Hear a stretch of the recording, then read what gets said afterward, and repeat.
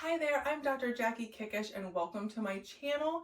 And in this video, I am going to show you 5 exercises that are better at strengthening your pelvic floor than isolated kegels. Now, this is according to a research article, which I will link below in the show notes. So this is not based on my personal opinion, but actual evidence-based research. All right, so before we get started, make sure you grab my free core healing guide, which also includes a 14-day core strengthening exercise plan. Before we get into the exercises, I just wanted to say that this research article truly shows that these exercises are better than isolated kegels. So is there a time and place to learn how to isolate and contract just the pelvic floor? Yes, there is, but that's not what we are doing in this video. Okay, so again, it really just goes to show that movement is really the best type of exercise to strengthen your pelvic floor in the most effective way. All right, let's go ahead and get started. Exercise number 1, we're going to come down to the mat here onto our back, and we are going to do a bridge. This is 56% more effective at strengthening your pelvic floor than an isolated kegel. All right, so we're going to lie on our back with our knees bent up like this. We're going to go ahead and inhale. As we exhale, I want you to think about contracting and lifting your core and pelvic floor, and then we're going to be lifting our hips up off the mat. All right, I want you to go ahead and do at least 10 of these, maybe 15 to 20, okay? And there's always ways that we can make this, more challenging by adding weight. We can add a band around our legs to contract more of the glutes, which is important when healing a diastasis and pelvic floor dysfunction. All right, but this is the first exercise, a bridge. Again, that is 56% more effective. Now we're going to come still on the mat, but we're going to come onto our hands and knees. All right, and we are going to do what we call a bear hover. All right, this is 49% more effective. All right, so hands right underneath my shoulders, knees in line with my hips. We're going to inhale, exhale, squeeze, lift. And we're going to bring our knees just a couple inches up off the mat. Hold for about 5 to 10 seconds and then come back down. Inhale, exhale. Now this is a little bit more challenging. This definitely works more muscle groups. You're working your abdominal wall, your shoulders, as well as your pelvic floor. Okay, so go ahead and start off with maybe 10 to 15 repetitions of that.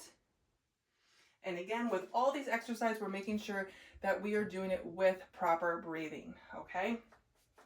All right, third exercise is what we call cat-cow. So again, we're gonna stay in this position on the hands and knees, and we're going to kind of arch our back and bring our head up, and then we're gonna arch our back upward like this, like a mad cat.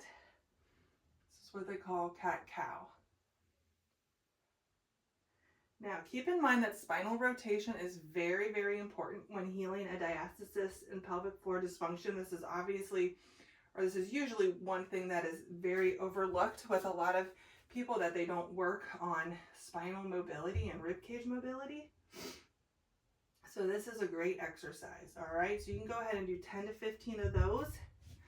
And that is called cat-cow, and that again is 41% more effective than an isolated kegel.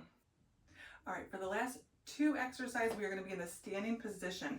The first exercise is a squat. This is 30% more effective than doing an isolated kegel. So feet are going to be a little bit wider than hip width apart. You're going to come down into a squat and then come back up. Now, as we go down, we want to inhale. As we come back up, think about lifting the pelvic floor, contracting your core, and exhaling as we are coming up. It's really, really important that we make sure we do this with proper breathing and contracting the core and pelvic floor. So inhale, exhale,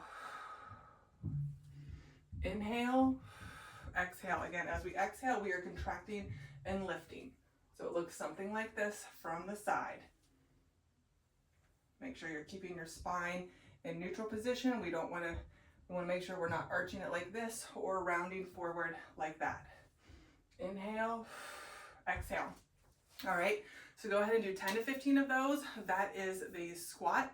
Again, that's 30% more effective. Last exercise is a lunge. This is 42% more effective than an isolated Kegel.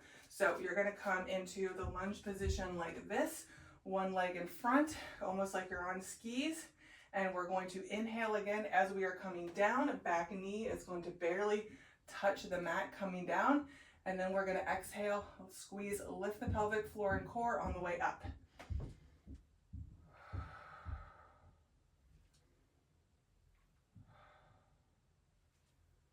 All right, and then you want to go ahead and just rotate, switch legs, have the other leg come forward, same thing, 10 to 15 repetitions maybe to start off with.